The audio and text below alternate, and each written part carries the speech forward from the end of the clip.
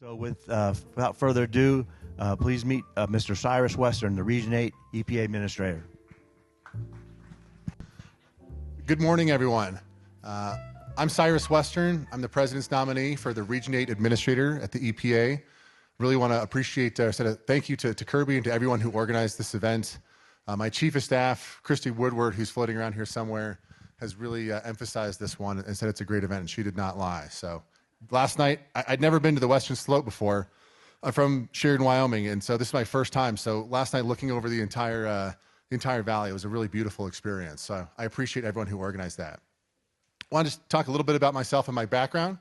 I'm from Sheridan, Wyoming, and I served in the legislature. I was the majority whip in the House in Cheyenne. So both growing up in Sheridan and being in the legislature really informed my view and my perspective on extractive industries in general and the importance that they have. And I think that's part of the message I want you all to take here today is the previous administration. I think if you just ignore the words that were spoken, but on the actions that happened, I think it sent the wrong message to oil and gas and the contributions that you all make to this, to your communities, to the state, and to the nation. Growing up in Wyoming, for us, extractives it's a way of life because I think we ultimately understand what it does for society. We always talk about, on the campaign trail, they talk about it's jobs in the economy. And I think that's something that we intuitively know and understand because I think there are a few sectors when it comes to the middle class that have given more to the middle class and created more middle class jobs than extractives, right? There are very few places left, I think, certainly in America, I think quite frankly, across the developed world, where you can, as long as you can show up on time and pass a drug test, and all you have to have is a high school GED, you can get a great job that's going to have a 401k match, that's going to have health care. And these people that have these jobs make up our communities. They put their kids in school. They send their kids to college. They create small businesses. I mean, I know there's a lot of the big operators that are here in the room tonight, but how many of these small vendors do you rely on? Whether it's small businesses in the drilling capacity, the E&P capacity, I mean, you name it, right? I mean, how much gravel have your companies collectively bought from small businesses across all your operations? A ton, right? Your spending, your companies create these really, really important jobs. And while the New York Times is never going to write that story, the Washington Post will never write that story. It's something that I, Administrator Zeldin, and President Trump understand on a very deep, intuitive level. And so those jobs have an enormous impact. These are kids I grew up with. These are my friends. My best man at my wedding is a tool pusher for Cyclone Drilling, right? He's got his first kid graduating high school this year. So I really want you to, I hope you can understand that we appreciate you, appreciate the work you do. Sure, there will be points of disagreement in the dialogue between us. There already have been in the last year. There will be more, but we deeply appreciate who you are and what you do for the state and what you do for this nation. And we are absolutely here to work with you and to ensure that you are, that we aren't the ones that are blocking you from fulfilling your business model.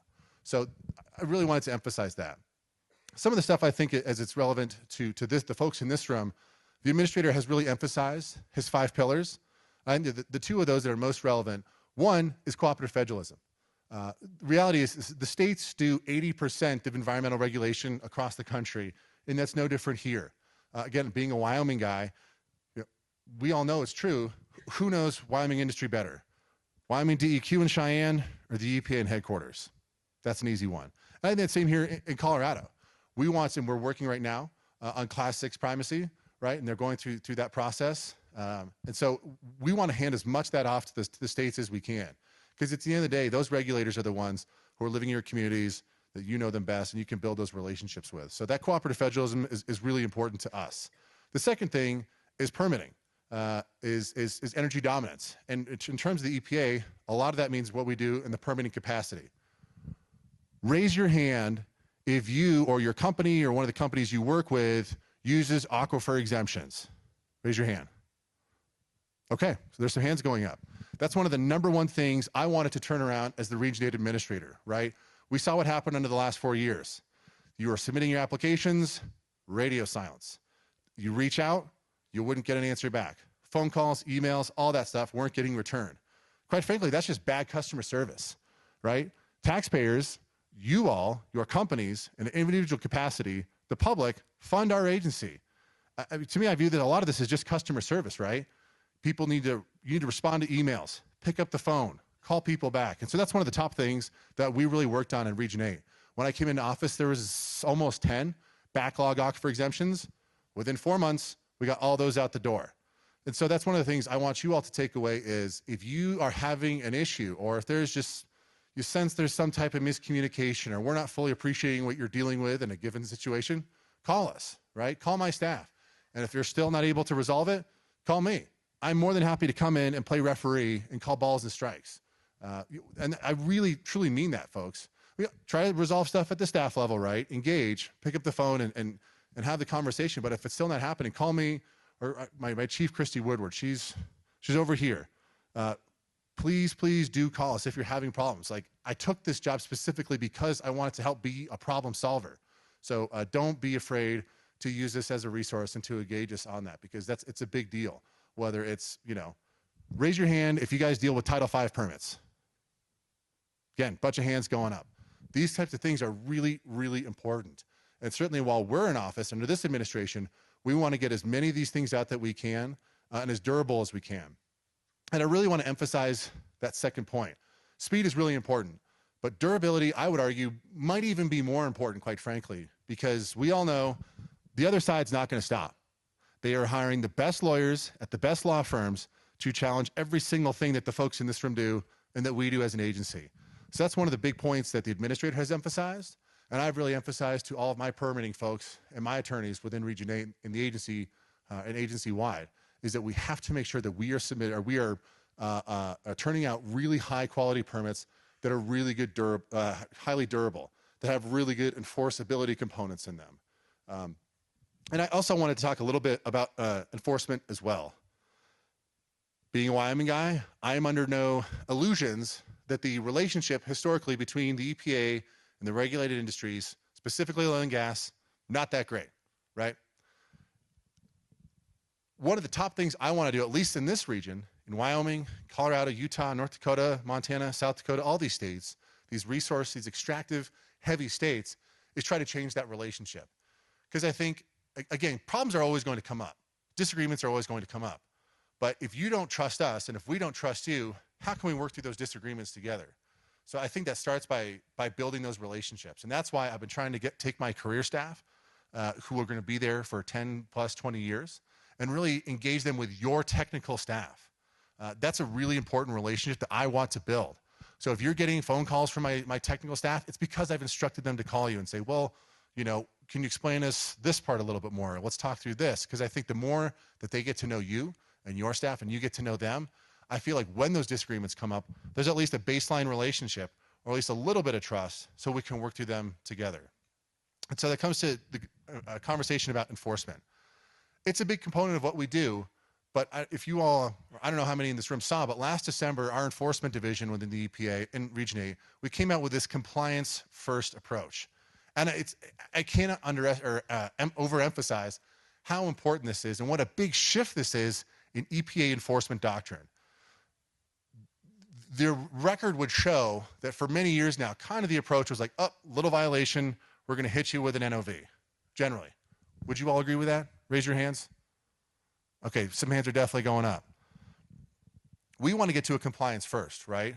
Okay, what's the problem? Have you fixed it yet? Okay, you fixed it? All right, then we can have a totally different conversation. I mean, we really want to get to that. How do we get folks into compliance? The whole point of our agency's mission is environmental protection. So if an operator is in compliance or they've spent the money on the equipment, on the personnel to get it fixed, that's our number one priority. And so I really want you to know that that is how we are viewing this. And so we want to work through some of those issues with you. Again, it's always the sticky widget, but enforcement's really important component of what we do. And so we want to have those dialogues with you. I also wanted to finish or talk a little bit about Quad O.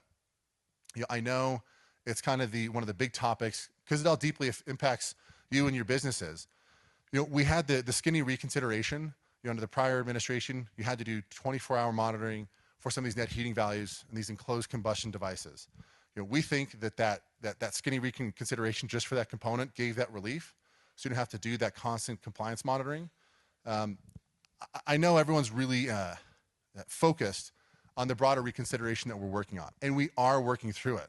I know some folks wanted it done yesterday. Totally appreciate that. But again, this is another one that we really, really want to get this right. Because if we don't, again, it can create massive headaches that you all have to deal with. And so it's currently under active deliberation within the agency, so I can't really go into too much detail, just the way the rules and regs work. But we are working on it. We are going to get something out.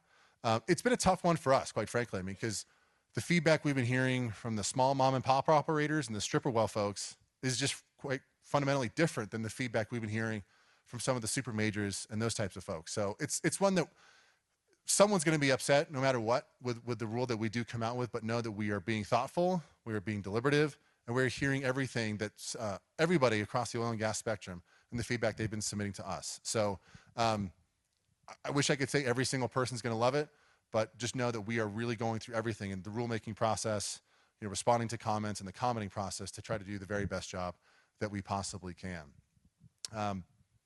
I think that's generally it for my comments. I wanted to yield back a few minutes for if there is any question and answer. So if you guys have any, please feel free to go ahead and speak up and ask. Okay, one applause. I'll take it. All right. No questions today. All right. No questions for the EPA? Kirby, what did you do to warm these folks up? I don't know. They love regulation, like being regulated. They have no questions about what EPA does or how they do it. I guess. That was a perfect presentation. Obviously, that's what I always call it. All right, I guess that is it. With that, would you please give a hand for Cyrus I'll stick West? around for a few minutes, I think through lunch. Feel free to track me down if you have questions or want to chat. Thank you all so much.